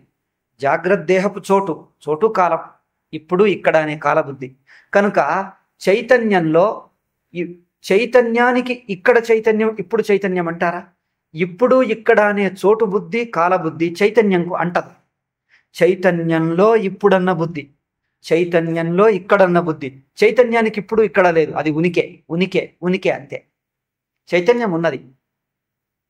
చైతన్యంలో ఇప్పుడు అనేవి ఎన్నో పదార్థాలు వస్తుంటాయి, పోతుంటాయి. అవునా? మరో రకంగా చూద్దాం. ఇప్పుడు అనేది, ఇక్కడ అనేది సాక్ష్యార్థంలో తీసుకొని ఇంకో రకంగా చూద్దాం. ఇప్పుడు నేను ఇక్కడున్నాను, మరో ఇక్కడి నుంచి అక్కడికి నడిస్తే ఇప్పుడు ఆ చెట్టు ఏమనిపిస్తుంది? గోడ అక్కడున్నది అనిపిస్తుంది. నేను నడుచుకుంటూ అక్కడికి పోతే గోడ ఇక్కడ అవుతుంది, ఇంకొకటికి పోతే ఇక్కడ అవుతుంది, బెంగళూరుకు పోతే ఇక్కడ అవుతుంది. నువ్వు దేన్ని చూడబోతే అన్నీ ఇక్కడ రూపంగానే అనుభవంకి వస్తుంది. కానీ అక్కడ అనే వస్తువు ఏదన్నా ఉంటుందా? దేని దగ్గరికి పోయినా అది ఇక్కడ వర్తమానం అయిపోతుంది. అంటే చైతన్యంలోకి వస్తారు. దేన్నైనా మనం చైతన్యంలోనే అనుభవిస్తున్నాం, చైతన్యంకు బయట అనుభవమే ఉండదు. ఎందుకంటే నువ్వు ఎక్కడెక్కడికి పోతావో, నువ్వు ఎక్కడెక్కడ ఉంటావో ఆ ఇక్కడ అంటే ఈ ఇక్కడ వేరు. ఇంతకుముందు చెప్పిన ఇక్కడ దేశరూపం, ఇక్కడ ఇది దేశరహితమైన ఉనికికి ఇక్కడ అని పేరు పెడుతున్నాడు. ఇక్కడ అనే మాటకు ఇప్పుడు అర్థం ఏమిటి? ఉనికి అని అర్థం, తెలివి అని అర్థం. ఇక్కడ అంటే ఇక్కడ అనుభవంలో అని అర్థం. ప్రస్తుత అనుభవం, ఉనికి, అనుభవం అని అర్థం. అయితే ఎక్కడికి పోయినా ఉనికి, అనుభవం. నువ్వు ప్రపంచంలో తిరుగుతున్నావా? ప్రపంచం నీ ఉనికిలోకి తోస్తున్నది, తెలివిలో తోస్తున్నది, తెలివిలోంచి వదిలిపోతున్నది, తెలివిలో తోస్తున్నది, తెలివిలోంచి వదిలిపోతున్నది, ఉనికిలో తోస్తున్నది, ఉనికిలోంచి వదిలిపోతున్నది. ఉనికి రాదు పోదు, అవస్థనే తోస్తుంది పోతుంది. ఉనికి వస్తుంది పోతుందా? లేక ఉనికి స్థిరంగా ఉంటూ అందులో ప్రపంచం తోస్తుంది పోతుంది. కనుక జాగ్రత్త ప్రపంచం అంతా ఆ ఉనికిలో తోస్తున్నది. కనుక ఉనికికి చోటు లేదు, ఆ చోటు అవస్థలో ఉన్నది, అంటే ప్రపంచంలో ఉన్నది. చోటు బుద్ధి, స్థాన బుద్ధి, దేహబుద్ధి అవస్థలో ఉన్నది, ప్రపంచంలో ఉన్నది. అయితే నేను మొత్తం ప్రపంచం చూడాలంటే దేహము యొక్క స్థాన బుద్ధితో పాటు ఆ తెలివి చూస్తున్నది. ఆ తెలివికి అన్ని సమాన దూరంలో ఉన్నాయి. వైశ్వానరుడికి ప్రపంచం దగ్గర దూరం లేదు. ఈ దేహానికి ఈ టేబుల్ దగ్గర, ఆ మనిషి దూరం, అతడు ఇంకా దూరం, అతను ఇంకా దూరం, గోడ ఇంకా దూరం, అంటే వివిధ దూరాల్లో ఉంటాయి. అదే వైశ్వానరుడికి ఏది దగ్గర, ఏది దూరం? ప్రపంచమంతా సమాన దూరం. అవునా? పేపర్ మీద బొమ్మ గీస్తే పేపర్ అంతటా వ్యాపించి ఉన్నట్టు ఈ వైశ్వానర అంటే మొత్తం జాగ్రత్త స్పృహకు దేహం దగ్గరన గోడ దగ్గరన? జాగ్రత్త స్పృహకు దేహము గోడ రెండు సమాన దూరమే. జాగ్రత్త స్పృహలోనే మొత్తం ప్రపంచం సమాన దూరం. అందుకోసం మొత్తం జాగ్రత్త ప్రపంచాన్ని వ్యాపించిన జాగ్రత్త స్పృహ జాగ్రత్త ప్రపంచమును తనలో ఇముడ్చుకున్నది. తాను దేహం చోట లేడు, దేహం తనలో ఉంది. దేహము యొక్క చోటు బుద్ధి తనలో ఉంది. ఇప్పుడు మెలకువ స్పృహ చూడండి. ఈ మెలకువ స్పృహ దృష్టికి చూస్తే ప్రపంచమంతా ఈ మెలకువ స్పృహ యొక్క ఆకారాలే. కనుక జడమంటూ ఎక్కడ చెప్పను. చైతన్యపు ఆకారాలే ప్రపంచం, కానీ జడమంటూ లేదక్కడ. మీరు స్వప్నం చూశాంగా ఎంతసేపు వివేకం, అట్లాగే జాగ్రత్త వివేకం చెయ్యాలి.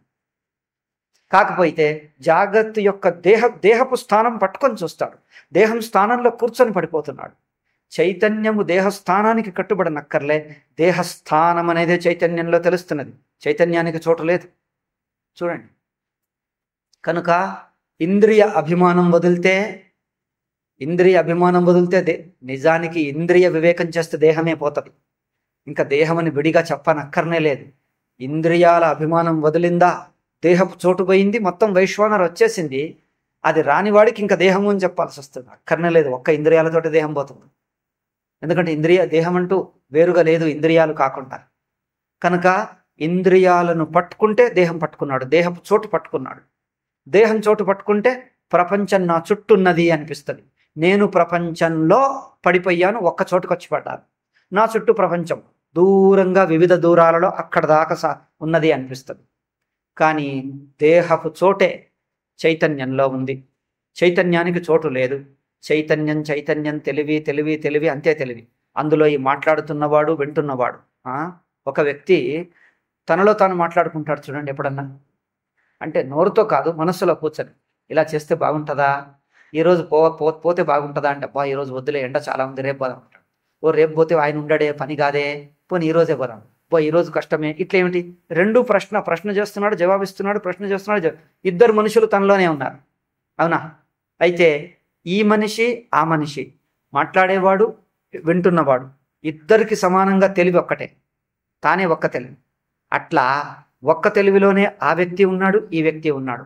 ఆ వ్యక్తి అనేది మెలకువ తెలివే, ఈ వ్యక్తి అనేది మెలకువ తెలివే. తెలివిలోనే ఇద్దరు మాట్లాడుతున్నారు, ఇద్దరు వింటున్నారు, ఇద్దరు ఉంటున్నారు. ఆ తెలివికి ప్రపంచం విడిగా లేదు. ఇది వైశ్వానర దృష్టి.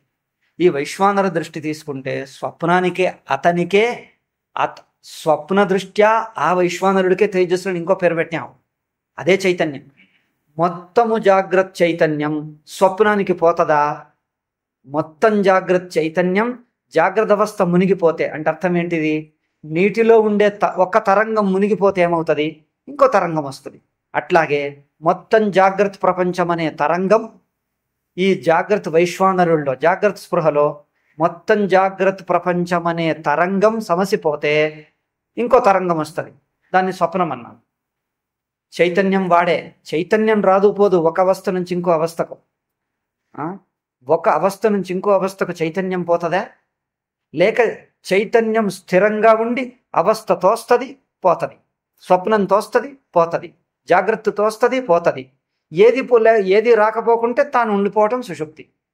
ఆ జాగ్రత్త స్పృహలో జాగ్రత్త ప్రపంచం తోస్తే జాగ్రత్త అవస్థ అన్నాం. జాగ్రత్త ప్రపంచం తోచటం మానేస్తే తైజసం అన్నాం. స్వప్న ప్రపంచం తోచటం మానేస్తే ఆ చైతన్యం అట్లాగే ఉంది, దానికి సుషుప్తి అన్నాం. అంతే.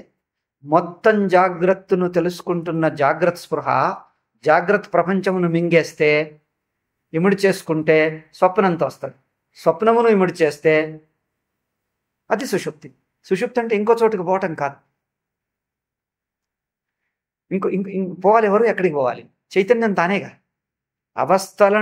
అవస్థా ప్రపంచాన్ని, జాగ్రత్త ప్రపంచాన్ని ఇముడ్చుకొని, స్వప్న ప్రపంచాన్ని ఇముడ్చుకొని ఇంకే ప్రపంచం లేకపోతే దానికి సుషుప్తి అన్నాం. కనుక సుషుప్తిలోనే ఒక ప్రపంచం తోస్తే దాన్ని జాగ్రత్త అన్నాం. అంటే మొత్తం ప్రపంచము తోస్తుంటే జాగ్రత్త అన్నాం. కొంచెం అంచుకొస్తే స్వప్నం అన్నాం. పూర్తి మింగేస్తే సుషుప్తి అన్నాం. మూడు లేవు. అదే ప్రపంచం కొంచెం లోపల పోయి చూస్తే జాగ్రత్త అన్నాం. అంచుకొస్తే స్వప్నం అన్నాం, మొత్తం ప్రపంచమే మింగేస్తే సుషుప్తి అన్నాం. అంతే. త్రిధాదేహే వ్యవస్థిత అని మాండుక్యలో అన్నాడు చూడండి. అవి అట్లాగే. దక్షిణాక్షి ముఖే ముఖే విశ్వ మనస్యంతస్తు తైజస. ఎక్కడ ప్రాజ్ఞ? అది ఘనంగా ఘనంగా. దక్షిణాక్షి ముఖే విశ్వ మనస్యంతస్తు తేజస. అదంతా తనలోనే ఇమిడిపోతే అవ్యక్తం అన్నాం. అంతే. అంటే ఆ ఒక్కడికి ఇప్పుడు అదే చైతన్యంలో ఒక రకంగా ప్రపంచం కనిపిస్తే జాగ్రత్త అన్నాం, అదే ఇంకో రకంగా కనిపిస్తే స్వప్నం అన్నాం. తనలో ఇమిడిపోతే సుషుప్తి అన్నాం. చైతన్యం మారదు, చైతన్యం మూడవటంలే, ఒకే చైతన్యం. తోస్తున్న ప్రపంచంలో తేడానే కానీ ఉంటున్న చైతన్యంలో తేడాలు అవ్వటంలే, మూడు చైతన్యాలు అవ్వటంలే. జాగ్రత్త చైతన్యం, అదేమంటారు బహిప్రజ్ఞ, అంతఃప్రజ్ఞ, ఇన్నద ప్రజ్ఞ ఒకటే, ప్రజ్ఞ చైతన్యం ఒకటే, మూడెక్కడ? ఇప్పుడు చూడండి, కన్నుతో పుస్తకం చూస్తున్నాం, చూపన్నాం.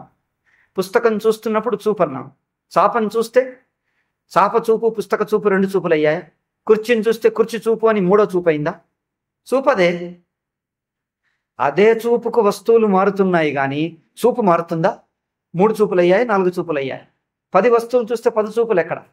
ఒక చూపుకు పుస్తకం తోచింది, పుస్తకం పోయింది, గోడ వచ్చింది, గోడ పోయింది, కుర్చీ ఉన్నది. అంటే చూపు అదే ఉంటున్నది. అదే చూపులో ఒకటి పోతుంది, ఇంకోటి వస్తుంది, ఇంకోటి పోతుంది, ఇంకోటి వస్తుంది, ఇంకోటి పోతుంది, ఇంకోటి వస్తుంది. ఏ వస్తువులు లేకున్నా తాను. అట్లా మొత్తం చైతన్యం జాగ్రత్త చైతన్యంలో ప్రపంచం తోస్తూ ఉంటుంది. దాని అంచుకొచ్చేస్తే అదే స్వప్నమైంది. పూర్తిగా తనలోనే ఇమిడిపోతే అంతే, ఇంక ప్రపంచం ఎక్కడ? మళ్ళీ వస్తుంది అనిపిస్తే అది అవ్యక్తం. ఇంకా మళ్ళీ ఎక్కడికి రాను, రావలసింది తానే, పోయింది తానే. మళ్ళీ వస్తుంది అనిపిస్తే అవ్యక్తం ప్రాజ్ఞ. ఇంకా మళ్ళీ ఎక్కడికి రావాలి? అనంతమే కదా. అనంతం నుంచి బయట లోపల లేదు అంటే అది తురియం. అంతే. తురియానికి ప్రాజ్ఞానికి చాలా దగ్గర. ఇప్పుడంతా లేదు, ఇప్పుడు ప్రపంచమంతా తెలివిలో మునిగిపోయింది. మళ్ళీ రావచ్చు అనిపిస్తే, ఇంకా వచ్చే అవకాశం ఉందన్నట్టుగా చూస్తే అదే చైతన్యం అవ్యక్తం. ఇంకా మళ్ళీ ఎక్కడికి రాను, మళ్ళీ రావటము చైతన్యమే, ఉండటము చైతన్యమే, ఇంకా రాకపోక రెండు లేదంటే తురియం. అంతే. కనుక ప్రాజ్ఞం నుంచి తురియంగా ఎట్లా తీసేస్తున్నాం? ప్రాజ్ఞపాదమును తొలగించి అవ్యక్తమును తొలగించి తురియం ఎట్లా చేస్తున్నాం? దానికి ప్రక్రియ ఏమిటి? అది స్పష్టంగా ఉండాలి. చూడండి, ఇప్పుడు లేదు, ప్రపంచం మునిగిపోయింది, మళ్ళీ వచ్చే అవకాశం ఉంది అన్నట్టుగా చూస్తే అగో అది అవ్యక్తం. ఇంకా మళ్ళీ ఎక్కడికి రాను, అనంత చైతన్యంలో బయట ఎక్కడా? అవును బయట లేదే అంటే తురియం అయిపోయింది. అంతే. బయటకు వస్తుంది అంటే అది అవ్యక్తం. ఇంకా బయట ఎక్కడికి రాను, బయట అనేది చైతన్యమేగా, ఇంకా రాకపోక లేదు అంటే తురియం. అంతే. కనుక ఒక్కొక్క పాదాన్ని తొలగిస్తూ జాగ్రత్తను స్వప్నంలో కలుపుతాం. ఎట్లా? అవస్థను ఇంకా కొంచెం స్థూలంగా చూస్తే అది జాగ్రత్త అన్నాం, కొంచెం అంచుకొచ్చేస్తే. అందుకే ప్రథమ పాదమైన వైశ్వానర పాదాన్ని తైజసంలో కలుపుతాడు అని మొదలంటాడు చూడండి. 4 పాదాలని చెప్పి సోయమాత్మ చతుష్పా భాష్యంలో అంటాడు. మొదటి పాదంను 2లో కలపాలి అంటే అర్థం ఏమిటి? నువ్వు వైశ్వానరంగా చూస్తే అవస్థలో ఉన్నవాడివిగా కాకుండా మొత్తము అవస్థగా, అవస్థాస్పృహగా చూస్తే ఆ స్పృహ ఎక్కడున్నది? అవస్థలోని ఒక్క దేహంకు కట్టుబడలేదు. అవస్థలోని ఒక్క దేహంకు కట్టుబడకుండా దేహము తనలో ఉందన్నట్టుగా చూస్తే అది మొత్తం అవస్థకొచ్చాడు. మొత్తం అవస్థకొచ్చినప్పుడు ఏమవుతుంది? అవస్థ అంచుకొచ్చాడు. ఈ అంచుకొచ్చేస్తే అప్పుడు ఈ జాగ్రత్త స్వప్నంలా తోస్తుంది. అందుకే వైశ్వానరం తైజసం కలిపినట్టయింది. వైశ్వానరుణ్ణి తైజసంలో కలపటం అంటే ఏమిటి? మొత్తము చైతన్యంలోనే అవస్థను, చైతన్యంలో ప్రపంచమును చూడటం వైశ్వానర. అంటే వైశ్వానరుడు ఎక్కడున్నాడు? మొత్తం ప్రపంచం వ్యాపించాడు. మరి తైజస్సుడు అదేగా. లోపల ఉన్నట్లు చూస్తే వైశ్వానర, అంచుకొచ్చేస్తే తనలోనే అవస్థ వ్యాపించి ఉన్నది అని చూస్తే తేజస్ అయ్యాడు. అదే తేజస్, అదే వైశ్వానర. ఇంకా ఆ అవస్థ ప్రపంచాన్ని మింగేస్తే అవ్యక్తం. ఇంకా మింగటం ఏమిటి? అది నేనే, నాకంటే వేరు కాదు. బయటి వస్తువు అయితే మింగుతాం, అవునా? ఇప్పుడు ఏమంటాం? ఇప్పుడు ఏదన్నా లడ్డు ఇస్తే మైసూర్ పాకు మింగేసామంటాం. నాలుకను నోట్లో పెట్టుకున్నావు అంటే మింగేసామంటాడా? ఈ నాలుకను ఎప్పుడు మింగావు? నోట్లో పెట్టుకున్నావు అంటే అంటారా ఎవరన్నా? నాలుకను మింగటం ఏమిటండి? అది ఉంటుందే నోట్లో, అది ఉండేదే నోట్లో. మింగామని అంటామా? అంటే మింగాము అంటే బయట ఉండే అనుకుంటే మింగామంటాం. అది బయట కాదయ్యా, ఉండేదే అక్కడ. కనుక ఈ ప్రపంచమును నా లోపల మింగేశాను అంటే ఓహో బయట ఉండేనా, మరి మింగేశాను అంటాం ఎందుకు? అది చైతన్యమేగా. చైతన్యం నందు కల్పితం. చైతన్యానికే ఇంకొక పేరు ప్రపంచం. కనుక బయట నుంచి వచ్చి మింగానా అయితే అవ్యక్తం. అది బయట నుంచి మింగాను అంటే అవ్యక్తం. తర్వాత అంటాడు మరి లోపలికి పోయినప్పుడు బయట నుంచి ఎట్లా వస్తుంది? లోపలికి పోగలిగింది అంటే అక్కడుంటేనే పోతుంది, బయట నుంచి అక్కడి నుంచి వస్తుంది. అది బయట నుంచి వచ్చింది కాదు, బయట అనేదే లోపల ఉన్నది. ఎందుకు? అనంత చైతన్యానికి బయట ఎక్కడా? అనంత ఆకాశానికి బయట ఊహించుకోగలమా? బయట ఊహించుకోరాదు. కనుక బయట నుంచి వచ్చింది కాదు. అనంత చైతన్యానికి బయట అనేది లేదంటే ఇంకొక అవస్థ లేదు. అనంత చైతన్యమైన సుషుప్తికి బయట అంటూ లేదు. సుషుప్తికి బయట జాగ్రత్త. సుషుప్తి అనంతం, అనంతానికి బయట ఎక్కడా? అందుకోసం జాగ్రత్త అనేది బయట అనేది నా భ్రమ. అది బయట లేదు, తనలోనే ఉంది. మరి మొదలే తనలో ఉంటే మళ్ళీ బయటకు ఎక్కడికి పోతుంది? బయటకు పోవటం లేదు, రావటం లేదు. అది తుర్యమైంది. ఇంకా జాగ్రత్త అనే ఒక అవస్థ ఉన్నది, బయట నుంచి వచ్చి కలుస్తున్నది అంటే అది అవ్యక్తం. ఇందులో వచ్చి కలుస్తున్నది, మళ్ళీ బయటకు వచ్చి తోస్తుంది. అందులోనే మునిగిపోతుంది, అందులో లేచి కనిపిస్తుంది. ఇప్పుడు తరంగం నీటిలోనే తోస్తుంది, మళ్ళీ నీటిలోనే మునుగుతుంది. అంటే ఇంకా తరంగ దృష్టి పెట్టుకొని చూస్తున్నాడు. నీటిలో మునుగుతుంది, లేచినప్పుడు నీటిలో తోస్తుంది. లేచినప్పుడు నీరును వదిలి బయటేం ఉండదు, నీటిని ఆనుకునే తోస్తుంది, మళ్ళీ నీటిలో కలిసిపోతుంది. అంటే ఇంకా అవ్యక్త దృష్టి. మరి నీటిలోంచి పుట్టి నీటిలో ఉండి నీటిలో కలిసిపోతే ఇంకా తరంగం అనేది ఉన్నదా? అది నీరే కదా, తుర్యమైపోయింది. అట్లా ఇంకా తరంగం అనేది లేవాలా? లేవటం ఏమిటి? నీరే కదా. లేచింది ఏమిటి? అవును నీరే, మరి లేవటంకి అర్థమే లేదు. అది తుర్యం. అట్లా మొదలు చైతన్యము దేహ ఇంద్రియాల నుంచి విడిపించి మొత్తం అవస్థ వ్యాప్తి కావాలి. అందుకే నేను ఏమన్నాను? విశ్వరూపం వైశ్వరూపం వైశ్వానర వ్యాపకం వ్యాపకం. అది మొదలొచ్చిందంటే, వైశ్వానర వచ్చిందంటే తైజసం అదే. అవ్యక్తం సులువు, ఇంకా తుర్యం ఇంకా అసలు. వైశ్వానరం మొదలు రావాలంటే ఈ ఒక్క దేహం వదలాలి. ఒక్క దేహం వదలాలంటే ఈ ఒక్క దేహం ఇంద్రియాలు వదలాలి. ఒక్క దేహం ఇంద్రియం వదలాలంటే మొదలు భోక్తా బుద్ధి వదలాలి. భోక్త మమకారం, వస్తువులు చుట్టాలు బంధువులు ఈ మిగతా అభిమానాలు వదలాలి. భోగబుద్ధి వదలాలి. ఇంద్రియంతో నాలుకకు రుచి గాని స్పర్శ గాని, ఇంద్రియంతో కలిగే ఒక్కొక్క విషయ సంపర్కం జ్ఞానం కావాలి, అనుభవం కాకూడదు. తేడా తెలుస్తుందా?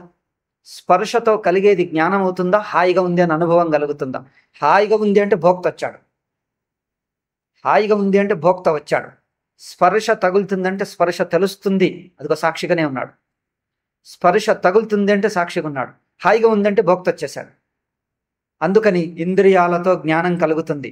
వేడిగా ఉంది జ్ఞానం, చల్లగా ఉంది జ్ఞానం, రంగు కనిపిస్తుంది జ్ఞానం, రుచి తెలుస్తుంది, తీపి తెలుస్తుంది జ్ఞానం. తీపి నాలుకకు తగలగానే జ్ఞానంగా ఉంటే సాక్షి అయింది. బాగుంది అన్నాడా భోక్త అయ్యాడు. అంతే. అంటే అక్కడ భోక్తృత్వం దాన్ని అభిమాన పడుతుంది. ఆ నాలుకకు తగిలిన స్పర్శ వల్ల కలిగినటువంటి రుచికి అభిమాన పడుతున్నాడు. రుచిని జ్ఞానంగా తెలుసుకో, అభిమానంగా కాదు. జ్ఞానంగా అభిమానంగా. అభిమానం వచ్చిందంటే భోక్త అయ్యాడు. అయితే భోక్తను తక్షణమే వదలటం కష్టమైతే ఒకే మెట్టుతో మొదలు దాన్ని ప్రసాద బుద్ధిగా మార్చు. ఇంద్రియ భోగంగా కాక ఈశ్వర ప్రసాదంగా మొదలు మారని కొంచెము భోక్తృత్వం కరుగుతుంది, భోగబుద్ధి కొంచెం తగ్గుతుంది. అందుకే అక్కడ కర్మయోగం ఈశ్వరార్పణం అన్నారు. అయితే స్పృహ నాలుకకు తగలగానే ఏమవుతుంది? రుచి బాగుంది అనగానే భోక్తృత్వం వస్తుంది. భోక్తృత్వం రానివ్వకూడదంటే సాక్షి పరమాత్మ. ఈ నాలుకకు స్పర్శ తగలగానే ఈ రుచి ఎవరికి తగులుతుంది? నాకు బాగుందంటారా? నా నాలుక అనేది ఇంద్రియం వెనక సాక్షి ఉన్నాడు కాదా? సాక్షి అంటే ఆ చైతన్యమే. ఆ చైతన్యం పరమాత్మ. ఆయనకు ముందు నైవేద్యం కానీ ముందు ఆయన అనుభవిస్తాడు, నేను బాగుందను. ముందు సాక్షికి తెలుస్తుంది. కనుక సాక్షికి తెలియని ఆయనకు తెలిసిన తర్వాత ప్రసాదంగా నాకు వస్తుంది. నాలుకకు తగిలిన స్పర్శ మొదలు తనకు రాకూడదు, మొదలది సాక్షికి తెలుస్తుంది. అంటే మధ్యలో అభిమానం లేకుండా నాలుకకు తగలని ఆ స్పర్శ రుచి తగలగానే తక్షణం మొదలు సాక్షికి పోతుంది. ఆయనకు సాక్షికి తెలిసిన తర్వాత తనకు వస్తుందంటే అది ప్రసాదం అవుతుంది. స్పర్శ అయినా అంతే. స్పర్శ కానీ, రుచి కానీ, రూపం కానీ, శబ్దం కానీ. శబ్దం వినిపిస్తే బాగుంది సంగీతం అని కాదు. ఈ బాగుందన్నది ఈశ్వర విభూతి. ఈశ్వర విభూతి 10వ అధ్యాయంలో చెప్పినట్టుగా ఈశ్వరుడి మహిమ అన్నామంటే పూజ్యభావం కలుగుతుంది. బాగుంది, నాకు బాగుంది అంటే భోగ్యం కాదు.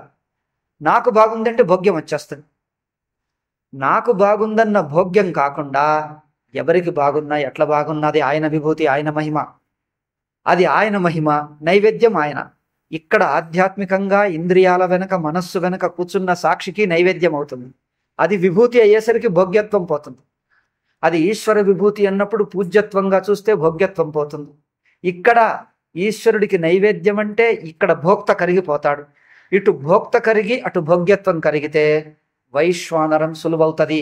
చైతన్యమును ఇంద్రియాల నుంచి విడిపించి, దేహస్థానం నుంచి విడిపించి వైశ్వానరుడు సులువవుతాడు. లేకపోతే వైశ్వానరుడు కానివ్వడు. ఇక్కడ ప్రమాదనే కూర్చుంటుంది గట్టిగా, వైశ్వానరుడు కానివ్వదు. ఎందుకంటే ఇది భోగం నచ్చింది అంటే నచ్చింది ఎక్కడ? ఇంద్రియ స్థాయిలో నచ్చింది. చైతన్యము ఇంద్రియానికి కట్టుబడుతుంది. ఎందుకు? ఏ ఇంద్రియంలో రూపం బాగున్నది అంటే తెలివి చక్షురింద్రియానికి కట్టుబడుతుంది. ఎందుకు ఇక్కడ బాగుంది అంటది. అవునా? మీరు అంగళ్ళలో చూస్తారు, వస్తువులు రకరకాలు చూస్తూ ఉంటారు. ఇదొక డిజైన్, ఇదొక వస్తువు, ఇదొక వస్తువు అన్ని చూస్తుంటే ఇది బాగలేదు అనేసరికి మనసు వెంటనే పోతుంది, ఇంకోటి పోతుంది, ఇంకోటి. ఒకటి బాగుంది అంటే అక్కడే కట్టుబడుతుందా లేదా? ఏది బాగుందంటే ఇక్కడ మీరు అటు పోయినా కూడా మనసు అక్కడే ఉంటుంది. అది అక్కడొకటి బాగుండేనే, అదొకటి బాగుండేనే అనిపిస్తుంది. వస్తువులు కానీ, వ్యక్తులు కానీ, పరిస్థితులు కానీ ఏదైనా అంతే. ఒకటి బాగుంది అనిపించింది, అది అక్కడే పడుతుంది. నువ్వు ఇక్కడికి వచ్చినా కొంత మనసు అక్కడే ఉండిపోయింది, కొంత మనసు అక్కడుంది, కొంత మనసు ఇక్కడుంది. మనసు చీలిపోయింది ఇక్కడ. అందుకోసం మీరు ఇప్పుడు బస్సు ఎక్కిపోతున్నారు, చెట్లు కనిపిస్తుంటాయి. ఒక చెట్టు చూసాం, బాగుంది, చూసాం, మరుక్షణం వెళ్ళిపోతుంది, ఇంకో చెట్టు వస్తుంది. అడవిలో పోతుంటే బస్సు కానీ, రైలు కానీ ఒక చెట్టు చూసాం, ఆకులు కమ్మలు బాగున్నాయంట, మరుక్షణం ఇంకొకటి, మరుక్షణం ఇంకొకటి. ఏది ఎట్లొస్తే అట్లా చూస్తాం, పోగానే వదిలేస్తాం. రాగానే చూస్తాం, పోగానే వదిలేస్తాం. ఇక్కడే మనస్సు ఉంటుంది. ఇక్కడే వర్తమానంలో ఉంటే సాక్షి. ఒక చెట్టు కొంచెం పోతే అయ్యో అది బాగుంది అంటే బస్సు వెళ్ళిపోయింది, అయ్యో అది బాగుందే ఇట్లా అంటాడు. ఎంత అన్నా కనిపించదు. సగం మనసు అటుపోయింది, ఇక్కడ ఉన్నది కనిపించదు. అవునా? ఎప్పుడైతే భోగ్యభుక్తి అంటే భోగ్యత్వ బుద్ధి, భోక్తా బుద్ధి, ఆసక్తి ఉంటుందో మనస్సు కొంత దానికి అతుక్కుపోతుంది. అతుక్కుపోతే వైశ్వానర రాదు. వెళ్ళేమంటారు, అన్ని ఆసక్తులు ఉంచుకో బ్రహ్మ అనేసేయి. అవునా? అన్ని ఆసక్తులు పెట్టుకో బ్రహ్మ వైశ్వానర అనేసే అయిపోతాం. కనుక ఒక్కొక్క వస్తువు వదలగానే తక్షణమే మనసు వదిలిపోని. ఏ వస్తువు ఎదురు ఉన్నప్పుడు చూసాం, మరుక్షణం పోయిందంటే పోయిందంతే. మళ్ళీ ఎక్కడుంది మనసు? ఇక్కడే ఉన్నది, పూర్తిగా నిండుగా ప్రసన్నంగా ఇక్కడే ఉన్నది. ఒక్క క్షణం వెనక్కు పోదు, ఒక్క క్షణం ముందుకు పోదు. ఒక్క క్షణం ముందు కంటే అయిపోయింది దాన్ని పట్టుకుంటుంది. రాపోయిందంటే ఇలా వస్తే బాగుండు అని రేపటికి కలలు కంటది. ఇంకా ముందుకి వస్తే బాగుండు అని, వస్తే బాగుండు అంటే ముందుకు వెళ్ళిపోయింది. అయ్యో అది బాగుండే అంటే వెనక్కి పోయింది. మనస్సు ఇట్లా చీలిపోయింది. మనస్సు ఇట్లా చీలిపోతే ఏమర్థం? భూతం, వర్తమానం, భవిష్యత్తు. ఇప్పుడు కొంచెం ఉన్నది, ఎందుకంటే ఇక్కడ ఉన్నానుగా నేను ఇక్కడ ఉన్నాను గనక మనస్సు కొంచెమన్నా ఇక్కడ ఉండాల్సిందే. ఇక్కడ మనస్సు కొంచెమన్నా వర్తమానంలో ఉండకపోతే నేను ఇక్కడున్నాననే జ్ఞానం కలగదు. మీరు ఎక్కడో అయిపోయిందే, గడిచిపోయిన ఘటననే బాగా తలుచుకుంటూ అందులోనే పూర్తి నిమగ్నం అయితే మీరు ఇక్కడ ఉన్నదే మర్చిపోతారు. అవునా? అయితే పూర్తిగా అట్లా ఎప్పుడో జరుగుతుంది, 1-2 క్షణాలు. కానీ ఇక్కడ కొంచెం ఉంటాను, కొంచెం వెనక్కి పోతాను, కొంచెం ఇంకా వస్తే బాగుండని భవిష్యత్తుకు. కలలు గనటం, ఆశలు పెట్టుకుంటే భవిష్యత్తు. పాత అనుభవాలనే అదే బాగుంది అని ఆసక్తి పడితే అది భూతం. అంటే మనస్సు ఏమైంది? భూతానికి కొంత, వర్తమానానికి కొంత, భవిష్యత్తు కొంత, 3 ముక్కలుగా విడిపోయింది. ఇగో ఇది ప్రమాద, ఇది కాలబుద్ధి. కాలం ఎక్కడుంది అంటే ఇక్కడుంది కాలం. ఆసక్తిలో కాలం ఉంది, మోహంలో కాలం ఉంది. కనుక ఎప్పుడైతే భూతమును వదిలి మొత్తం వచ్చేసిందో ఇంకా భవిష్యత్తుకు అట్లుంటే బాగుండు, ఇట్లుంటే బాగుండు అని ఆశ లేదో, జస్ట్ వర్తమానంలో ఉన్నది. మనస్సు 3 ముక్కలు కాలే. 3 ముక్కలు కాకుండా వర్తమానంలో ఉంటే అది సమష్టి మనస్సు, వైశ్వానర అయిపోతుంది. దానికి ఇంకా కాలంలో ఉండి చూడటం లేదు. కాలమంతా తనలోకి వచ్చేస్తుంది, తాను మొత్తం వైశ్వానర అవుతాడు. ఇట్లా ఒక్కొక్కటి ఒక్కొక్కటి మననంలో కాలం వదలాలి, దేహం వదలాలి, ఇంద్రియం వదలాలి, మనస్సు వదలాలి. మీ మననం చేస్తూ ఉండాలి. రోజు రాత్రి పగలు ప్రొద్దున మళ్ళీ రాత్రి మళ్ళీ రోజు అట్లా నెలలు నెలలు సంవత్సరాలు జరగని అప్పుడు ఒక్కొక్కటి ఒక్కొక్కటి వదులుతుందా మీకు తెలియని అప్పుడు తెలుస్తుంది వైశ్వానర ఉందా, ప్రపంచం వదిలిందా. మరి మననం చెయ్యకపోతే ఎట్లా వదులుతుంది అది? ఊరికే నోటి మాట చేస్తే కాన్సెప్ట్ అవుతుంది. కాన్సెప్ట్కి ఏమంటారు? ఊరికే భావం అవుతుంది అంతే. కనుక ఒక్కొక్కటి మనస్సు విడిపడటం వదిలిందా, కనుక పాస్ట్ అంతా ఊరికే తెలివే ఉంటుంది, అనుభవంగా ఉండదు. అనుభవం అంటే అతుక్కుపోదు. అతుక్కుందా, మనస్సు విడిపడిపోయింది. పాస్ట్ కొంత, ప్రజెంట్ కొంత, ఫ్యూచర్ కొంత, మూడుగా విడిపడింది, కాలంలో పడిపోయింది. కాలంలో పడిందంటే ప్రమాత అవస్థ లోపలికి వచ్చేసాడు. ఇంకా వైశ్వానర లేదు. ఒక్క దేహస్థానంకి వచ్చాడు. ఒక్క దేహస్థానంకి వచ్చేస్తే అవస్థ లోపల ఉన్నాడు. నా చుట్టూ ప్రపంచమైంది. భూతకాలం ఉన్నది, వర్తమానం ఉన్నది, భవిష్యత్తు. కాలం వచ్చేసింది, దేశం అన్నీ వచ్చేసాయి. దేశాకాలం వస్తు. మరి ఒక్కొక్కటి దేశబుద్ధి, కాలబుద్ధి. దేశము మూడుగా ఇంతకుముందు అన్నంగా దగ్గర దూరం అనేది వదలాలి. ఒక్క చైతన్యంగా చూస్తే దగ్గర దూరాలు తొలగుతాయి. ఆసక్తి వదిలితే భూతం, వర్తమానం, భవిష్యత్తు ఈ మూడుగా మనస్సు మూడు ముక్కలైంది, తొలగిపోయి ఒక్కటవుతుంది. ఒక్కటైతే కాలం తొలుగుతుంది, చైతన్యం మాత్రం ఉంది. ఒక్క తెలివిలో కాలం మూడుగా ముక్కలు కాదు. మొత్తం వైశ్వానర తెలివిలో కాలం మూడుగా కాదు. అప్పుడేమవుతుంది? భోక్తృత్వం వదిలింది, మొత్తం అవస్థగా చూస్తున్నాడు. కనుక మొత్తం అవస్థ తెలివిగా చూసినప్పుడు కాలం నుంచి విడిపడ్డాడు, దేశం నుంచి విడిపడ్డాడు. గనక దేహపు చోటు తనకు లేదు, దేహం తనలో కల్పితం, తనకు దేహం చోటు లేదు. ఎట్లాగైతే స్వప్నం నుంచి తేరుకున్న మొదటి క్షణంలో స్వప్నంలోని వ్యక్తిత్వం తనకు లేదు, తనలో కల్పితమే. అంటే తాను వ్యక్తిగా లేడు. తాను స్వప్నంలో వ్యక్తిగా ఉంటే మేలుకోడు, అక్కడే ఉంటాడు. ఇంకా స్వప్నంలోని దేహం పట్టుకొని స్వప్న వ్యక్తిగా ఉంటే మేలుకుంటాడా? స్వప్న వ్యక్తిగా కూర్చుంటే స్వప్న దేహం పట్టుకుంటాడు, చుట్టూ ప్రపంచం ఉంటుంది, అక్కడే కూర్చుంటాడు, వదలడు, అక్కడే తిరుగుతాడు ప్రపంచంలో. అయితే స్వప్న వ్యక్తిత్వం వదిలితే ఆ వదిలిన తెలివి ఎక్కడుంది? మొత్తం అవస్థ వ్యాపించింది. మొత్తం స్వప్నం వ్యాపించిందంటే స్వప్నము నాలోకి వచ్చేసింది. నేను స్వప్నంలో లేదు, స్వప్నంలోని ఈ వ్యక్తిత్వమట, ఈ వ్యక్తి స్వప్నంలోని ఈ దేహము, ఈ మాట్లాడుతున్నవాడు, అది రెండు తనలోకి వచ్చేసాయి. తాను వ్యాపకమైపోయాడు. తనలో వ్యక్తి మాట్లాడుతున్నాడు, వ్యక్తిత్వం ఉన్నది, మాట్లాడుతున్నాడు. తాను వ్యక్తిగా లేడు. అట్లా కాదు, తాను వ్యక్తిగా లేడు, ఆలోచిస్తున్నవాడిగా లేడు, భోక్తగా లేడు. భోక్త వ్యక్తులు ఎట్లా అంటే పాత్రలో నటుడు కూర్చోడు, నటుడు స్వతంత్రంగా ఉంటాడు, పాత్ర తనలో కల్పితమంటాడు. పాత్ర తనలో ఉంటుంది, తాను పాత్ర స్థానానికి దిగడు. పాత్ర స్థానానికి దిగటం అంటే నటుణ్ణి మర్చిపోయి పాత్ర కట్టుబడతాడా ఏమిటి? వాడు ఎంత నాటకం చెప్తున్నా, ఎంత డైలాగ్ చెప్తున్నా తన పేరు మర్చిపోడు, తానున్నాడని మర్చిపోడు, ఊరికే పాత్ర పైనే ఉంటుంది అంతే. కనుక జాగ్రత్త వ్యక్తిత్వం, జాగ్రత్త స్థానం వైశ్వానరుల్లో కల్పితం. తాను ఇట్లాగే ఉంటాడు.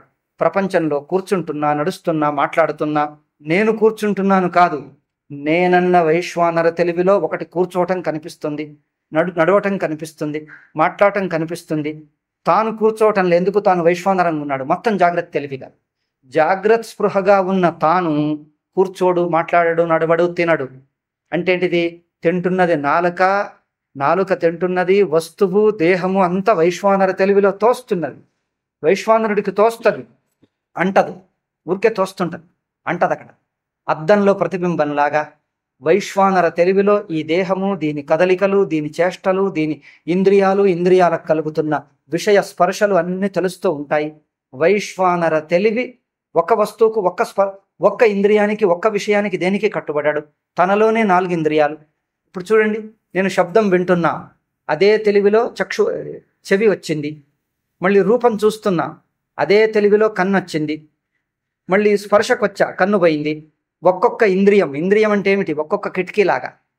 ఒక్కొక్క కిటికీ అంటే ఒక్కొక్క ఇంద్రియం తెలివిలో తోస్తుంది, ఇంద్రియం పోతుంది, తోస్తుంది, పోతుంది. వైశ్వానర తెలివి అట్లాగే ఉంటుంది. మెలకువ తెలివిలోనే ఇంద్రియాలు, విషయాలు తోస్తాయి, పోతాయి. ఒక్కొక్క ఇంద్రియం వస్తుంది, పోతుంది. శబ్దం వింటున్నా, అదే వైశ్వానర తెలివి. శబ్దం వింటున్నప్పుడు నేను మెలకువలో వింటున్నానా లేదా? మెలకువను మర్చిపోయి శ్రోతగా ఉన్నానా? శ్రోతృత్వం మెలకువలో ఉందా? చూడండి, మెలకువ స్పృహను మర్చిపోయి అంటే మెలకువ స్పృహనల్లా శ్రోతృత్వానికి కట్టేశానా? శ్రోతృత్వం నా మెలకువ స్పృహలో జరుగుతుందా? ద్రష్టృత్వం కంటితో చూసే చూపు మెలకువ స్పృహలో ఉందిగా. మెలకువ స్పృహ స్థిరంగా ఉన్నది, కదలదు. కొద్దిసేపు శ్రోత, కొద్దిసేపు ద్రష్ట, కొద్దిసేపు స్పష్ట అంటే స్పర్శేంద్రియంతో ముట్టింది. ఇట్లు ఒక్కొక్క ఇంద్రియము ఇంద్రియానుభవాలు మెలకువ స్పృహలో వస్తున్నాయి, పోతున్నాయి. మెలకువ స్పృహ స్థిరంగాను వ్యాపకంగాను ఉందా లేదా? అది రాని మెలకువ స్పృహ మళ్ళీ మళ్ళీ మళ్ళీ మళ్ళీ మళ్ళీ ఇంద్రియము వదిలే వరకు, దేహం వదిలే వరకు చేస్తూనే ఉండాలి. మనం మీరు కూర్చున్నా, తింటున్నా, మాట్లాడుతున్నా, ఏం చేస్తున్నా అది ఆగకూడదు. కనుక మీరు ఈ దేహాలు ఇవన్నీ ఏం జరుగుతున్నా మెలకువ స్పృహ అట్లాగే ఉంది. అప్పుడు ఈ ఇంద్రియాలు, దేహము, ప్రపంచమంతా తనలో కలిసిపోయిన మెలకువ స్పృహ అట్లాగే ఉంది. స్వప్నం వచ్చింది, స్వప్నం కలిసిపోయింది, అదే ఉంది, మళ్ళీ ఇంకా రావటం లేదు, తురియం, అంతే. కనుక మెలకువ స్పృహను వ్యాపకంగా చూడాలంటే ఇంద్రియం నుంచి, దేహం నుంచి, దేహపు చోటు నుంచి, దేహపు గుణగణాల నుంచి, ఇంకా కొందరికి దేహం దాటి కుటుంబము, చుట్టాలు, బంధువులు, ఇంకా అవి కూడా ఉన్నారు. మరి అది కూడా వదిలించాలి. ఏది ఉంటే అది వదిలించాలి, అంతే. టైం అయింది. టైం త్వరగా అయిపోతుంది. చాలే, కొంచెం గొంతుకు స్ట్రెయిన్ అవుతుంది, చాలు. సాయంత్రం చెప్పాలి. ఓం శాంతి శాంతి శాంతి. హరి ఓం శ్రీ గురుభ్యో నమః. హరి ఓం తత్సత్.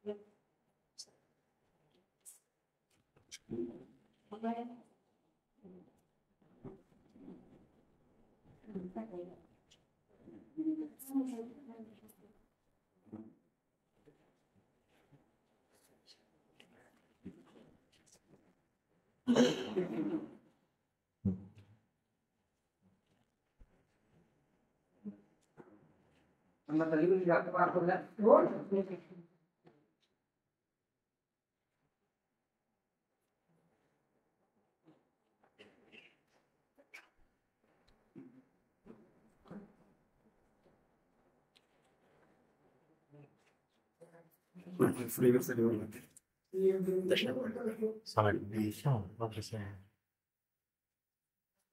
Pero eso.